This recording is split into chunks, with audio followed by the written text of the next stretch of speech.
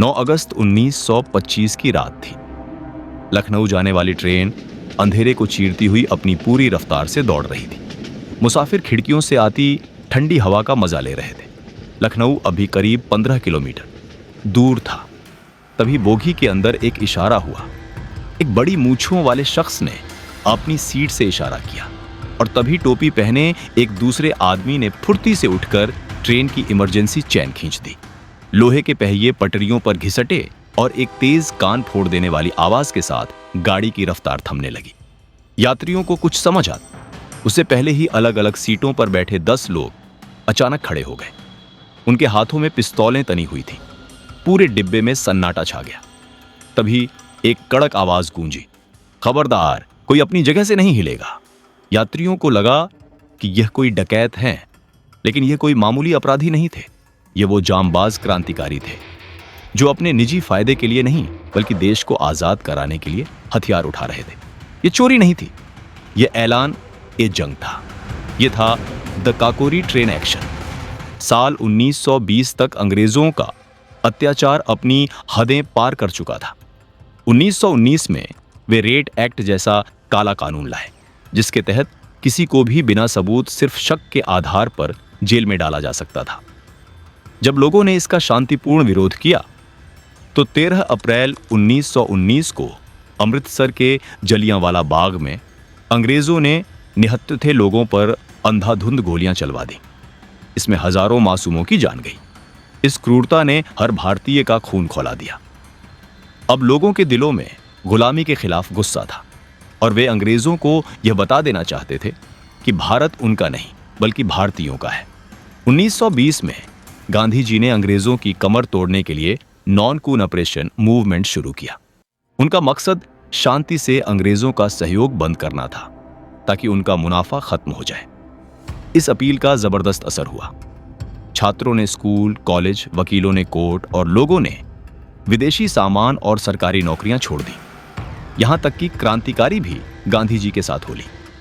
लेकिन 4 फरवरी 1922 को चोरी चौरा की एक घटना ने सब बदल दिया।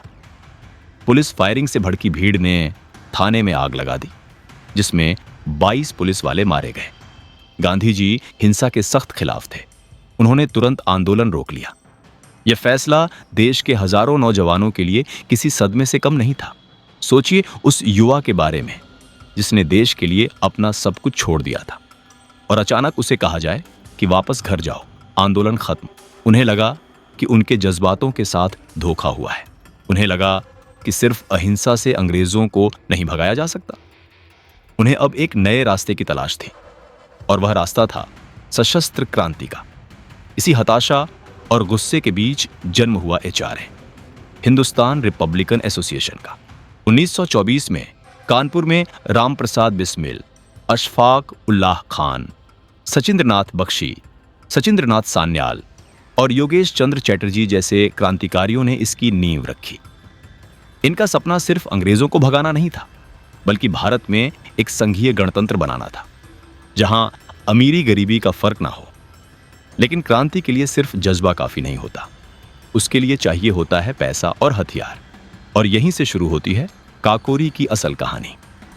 चारे को अपनी क्रांति जारी रखने के लिए पैसों की सख्त जरूरत थी। उन्हें हथियार खरीदने थे, खासतौर पर जर्मन माउजर पिस्तौलें जो उस समय की बेहतरीन गन मानी जाती थी। एक दिन शाहजहांपुर से लखनऊ जाते वक्त राम प्रसाद बिस्मिल ने देखा कि स्टेशन मास्टर ने गार्ड को पैसों का एक थैला दिया जिसे एक लोहे के संदूक में रखा गया। यह अंग्रेजों द्वारा भारतीयों से वसूला गया टैक्स का पैसा था। बिस्मिल ने गौर किया कि उस भारी संदूक में ना तो कोई ताला था और ना ही जंजीर। यह देखकर उन्होंने तुरंत फैसला कर लिया कि अब पैसों के लिए अपने देशवासियों को नहीं बल्कि अंग्रेजों के इसी सरकारी खजाने को लूटा जाएगा। बिस्मिल ने ट्रेन के आने जाने का समय और बाकी जानकारी इकट्ठा कर अपनी रणनीति पक्की की। फिर शाहजहांपुर में HRA के भरोसेमंद साथियों की एक मीटिंग बुलाई। वहां उन्होंने प्लान बताया, हमें शाहजहांपुर से लखनऊ जाने वाली 8 डाउन ट्रेन को लूटना है। काकोरी के पास चैन खींचकर ट्रेन रोकेंगे और गार्ड के डिब्बे से सरकारी खजाना अपने कब्जे में लेंगे। इस मीटिंग में बैठे चंद्रशेखर आजाद ने जब पूछा कि अगर ट्रेन नहीं रुकी तो क्या होगा। तो बिस्मिल ने कहा कि हम अलग अलग डिब्बों में होंगे। अगर एक जगह से चैन काम ना करे तो दूसरी टीम चैन खींच देगी। अशफाक उल्ला खान ने इस प्लान का समर्थन तो किया, लेकिन एक शर्त रखी कि हम खजाना जरूर लूटेंगे, पर किसी भी बेकसूर हिंदुस्तानी की जान नहीं जानी चाहिए। बिस्मिल को अपने दोस्त की यह बात बहुत पसंद आई। इसके बाद उन्होंने इस मिशन के लिए कुल 10 जांबाजों की टीम तैयार की। इस टीम में थे राम प्रसाद बिस्मिल, अशफाक उल्ला खान, चंद्रशेखर आजाद, राजेंद्र लाहिड़ी, सचिंद्र बख्शी, केशव चक्रवर्ती, मनमथनाथ गुप्त, मुकुंदी लाल, मुरारी लाल खन्ना और बनवारी लाल। काकोरी एक्शन का असली प्लान 8 अगस्त 1925 के लिए बना था। क्रांतिकारी पूरी तैयारी के साथ स्टेशन पर पहुंचे भी थे, लेकिन उस दिन किस्मत ने साथ नहीं दिया। अंग्रेज सरकार की ट्रेनें वैसे तो हमेशा लेट होती थी, लेकिन उस दिन ट्रेन वक्त से पहले आ गई, इसलिए प्लान फेल हो गया। लेकिन उन्होंने हार नहीं मानी।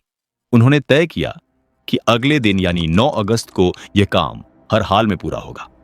अगले दिन 9 अगस्त 1925 को 10 जांबाज क्रांतिकारी अलग अलग स्टेशनों से ट्रेन में चढ़े।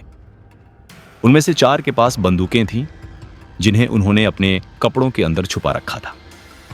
शाहजहांपुर स्टेशन पर जैसे ही 8 डाउन ट्रेन आई, सभी क्रांतिकारी अपनी तय जगहों पर बैठ गए। राजेंद्र लाहिड़ी, अशफाक और सचिंद्र बख्शी सेकंड क्लास में थे, क्योंकि चैन खींचने की जिम्मेदारी लाहिड़ी की थी। ट्रेन चल पड़ी और सबने अपने चेहरे ढक लिए। जैसे ही ट्रेन काकोरी स्टेशन से आगे बढ़ी, राजेंद्र लाहिड़ी ने चैन खींच दी। तेज आवाज के साथ ट्रेन अंधेरे में रुक गई। क्रांतिकारियों ने तुरंत ड्राइवर को काबू में कर लिया।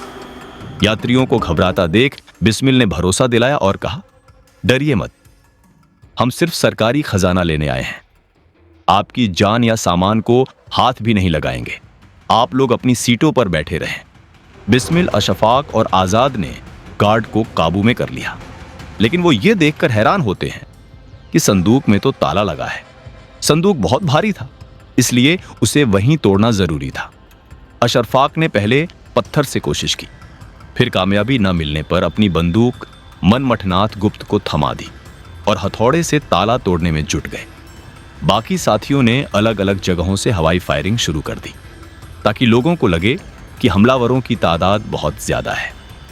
ये चाल कामयाब रही। डर के मारे ट्रेन में मौजूद पुलिस वाले और अंग्रेज अफसर भी अपनी सीटों से हिलने की हिम्मत नहीं कर सके।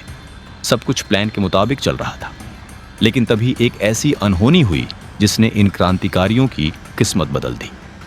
ट्रेन काफी देर से रुकी थी, तो अहमद अली नाम के एक मुसाफिर अपनी पत्नी का हाल लेने महिला डिब्बे की तरफ बढ़े। मनमथनाथ गुप्त, जो उस समय काफी कम उम्र के थे, उन्हें गलतफहमी हुई कि कोई हमलावर आ रहा है। राम प्रसाद बिस्मिल समझ गए थे कि वह एक आम आदमी है, लेकिन इससे पहले कि वह मनमथ को रोक पाते, घबराहट में गोली चल गई। अहमद अली की मौके पर ही मौत हो गई। ट्रेन में सन्नाटा छा गया। मनमथ अपनी गलती पर फूट फूट कर रोने लगे। बिस्मिल ने उन्हें किसी तरह चुप कराया। उनका उसूल था कि किसी हिंदुस्तानी की जान नहीं जानी चाहिए, लेकिन जो हो चुका था उसे बदला नहीं जा सकता था। वक्त कम था, इसलिए बिस्मिल ने तुरंत ध्यान काम पर लगाया। अशफाक से संदूक का ताला नहीं टूट रहा था, तो बिस्मिल ने खुद हथौड़ा उठाया और पूरी ताकत से वार करके ताला तोड़ दिया। अंदर से करीब 8,000 रुपये मिले, जिनकी कीमत आज लाखों में होगी। तभी सामने से पंजाब मेल ट्रेन आती दिखाई दी, लेकिन किस्मत से वो ट्रेन बिना रुके निकल गई। जल्दी जल्दी पैसे चादरों में बांधकर वह सब वहां से भागे। गोमती नदी के किनारे चलते हुए वह लखनऊ पहुंचे और रात एक पार्क में पेड़ों के नीचे गुजारी। अगली सुबह वह देखते हैं कि अखबारों में यह खबर आग की तरह फैल चुकी थी। उन 10 साथियों ने आखिरी बार एक दूसरे को देखा और चुपचाप भीड़ में गायब हो गए। काकोरी की घटना की खबर जंगल में आग की तरह पूरे देश में फैल गई। लोगों को सबसे अच्छी बात यह लगी कि क्रांतिकारियों ने सरकारी खजाने के अलावा किसी आम मुसाफिर का एक पैसा भी नहीं छुआ था। यह अंग्रेजों के लिए सिर्फ धन की हानि नहीं थी, बल्कि उनकी सत्ता पर एक करारा तमाचा था। ब्रिटिश सरकार समझ गई थी कि अगर इन क्रांतिकारियों को तुरंत नहीं रोका गया तो बगावत की यह आग पूरे देश में फैल जाएगी। क्रांतिकारियों को लगा था कि उन्होंने पीछे कोई सबूत नहीं छोड़ा, लेकिन जल्दबाजी में एक चादर वहीं छूट गई। उस चादर पर धोबी का निशान लगा था। पुलिस उस निशान के जरिए शाहजहांपुर के धोबी तक पहुंची और वहां से पता चला कि वह चादर किसी और की नहीं बल्कि राम प्रसाद बिस्मिल के घर की थी। सरकार ने तुरंत इनामों की घोषणा कर दी। बिस्मिल और उनके साथी अंडरग्राउंड हो गए, लेकिन पुलिस ने मुखबिरों का जाल बिछा दिया था। सितंबर 1925 से गिरफ्तारियों का सिलसिला शुरू हुआ। राम प्रसाद बिस्मिल 26 अक्टूबर को पकड़े गए। धीरे धीरे पूरा संगठन पुलिस की गिरफ्त में आ गया। सबसे दुखद बात यह रही कि इनमें से कई गिरफ्तारियां अपनों की गद्दारी की वजह से हुई। अशफाक उल्ला खान, जिस बचपन के दोस्त के घर छिपे थे, उसी ने इनाम के लालच में पुलिस को खबर दे दी। लेकिन एक शेर था जो पुलिस के हाथ नहीं आया। वह थे चंद्रशेखर आजाद। वह पुलिस को चकमा देकर फरार हो गए। पुलिस ने इचारे के कुल 40 से ज्यादा लोगों को गिरफ्तार किया। जेल में पुलिस ने इन वीरों को तोड़ने के लिए हर हथकंडा अपनाया। सख्ती की गई और लालच भी दिया गया। ज्यादातर क्रांतिकारी तो चट्टान की तरह डटे रहे, लेकिन बनवारी लाल पुलिस के दबाव में टूट गए। उन्होंने सरकारी गवाह बनकर संगठन के सारे राज्य खोल दिए। अदालत में करीब 1.5 साल तक मुकदमा चला। रामप्रसाद बिस्मिल ने अपना केस खुद लड़ने का फैसला किया। भरी अदालत में उनकी अंग्रेजी और उनकी कानूनी दलीलें सुनकर जज भी हैरान रह जाते थे। बिस्मिल ने अदालत को ही अपना मंच बना लिया। वह वहां अपने विचार रखते ताकि अखबारों के जरिए जनता तक उनकी बात पहुंचे। अंग्रेज सरकार डर गई थी कि कहीं बिस्मिल अपनी बातों से लोगों को और प्रभावित न कर दें, इसलिए बाद में उन्हें खुद पैरवी करने से रोक दिया गया। सरकार का मकसद इंसाफ करना नहीं, बल्कि इतनी भयानक सजा देना था कि भविष्य में कोई भी भारतीय अंग्रेजों के खिलाफ सर उठाने की हिम्मत न कर सके। जुलाई 1927 में अदालत ने अपना फैसला सुनाया। 40 में से कुछ लोग रिहा हुए, लेकिन 4 मुख्य क्रांतिकारी राम प्रसाद बिस्मिल, अशफाक उल्ला खान, राजेंद्र लाहिड़ी और रोशन सिंह को फांसी की सजा मिली। बाकी साथियों को काला पानी या लंबी कैद की सजा दी गई। देश भर में इसके खिलाफ प्रदर्शन हुए और रहम की अपील की गई, लेकिन अंग्रेजों को जनता में खौफ पैदा करना था, इसलिए उन्होंने सारी अपीलें ठुकरा दी। सजा सुनाए जाने के बाद और फांसी के बीच का जो वक्त था वह बहुत भावुक था। राम प्रसाद बिस्मिल एक कट्टर आर्य समाजी हिंदू थे और अशफाक उल्ला खान एक पक्के नमाजी मुसलमान।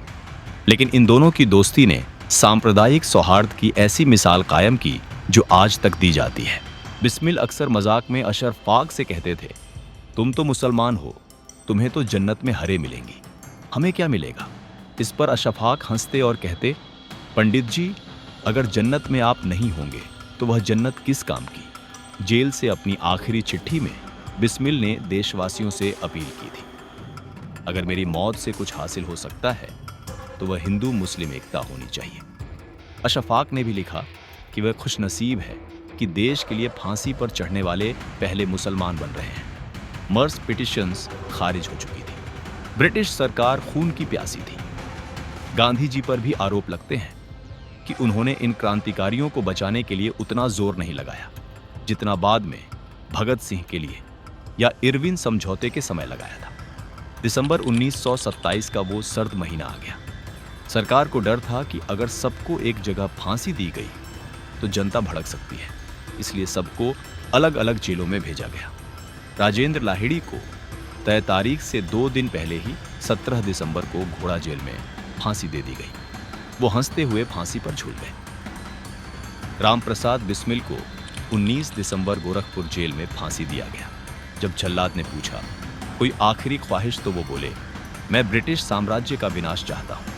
फिर जोर से वंदे मातरम और जय हिंद का नारा लगाकर फंदे को चूम लिया। अशफाक उल्लाह खान को 19 दिसंबर फैजाबाद जेल में फांसी दी गई। इन फांसियों ने आंदोलन को खत्म नहीं किया, बल्कि उसमें घी डाल दिया। एचआरए खत्म हुआ तो उसकी राख से HSRA Hindustan socialist Republican association का जन्म हुआ। चंद्रशेखर आजाद ने भगत सिंह, सुखदेव और राजगुरु के साथ मिलकर मशाल थामी और इनकलाब का नारा बुलंद किया। सालों तक अंग्रेजों को चकमा देने के बाद 27 फरवरी 1931 को इलाहाबाद के अल्फ्रेड पार्क में पुलिस से घिर जाने पर आज़ाद ने अपनी पिस्तौल की आखिरी गोली खुद को मार ली। वो जीते जी कभी अंग्रेज़ों के हाथ नहीं आए और आज़ाद ही दुनिया से विदा हुए। काकोरी एक्शन आज़ादी की लड़ाई का वह मील का पत्थर साबित हुआ जिसने अंग्रेज़ी हुकूमत की जड़ें हिला दी थी। आज काकोरी का शहीद स्मारक हमें याद दिलाता है कि 1947 की आज़ादी की नींव इन वीरों के बलिदान पर ही टिकी है। दोस्तों, अगर वीडियो पसंद आया हो तो वीडियो को एक लाइक ज़रूर करें और चैनल को भी सब्सक्राइब ज़रूर करें। तब तक के लिए नमस्ते, सत श्री अकाल, आदाब।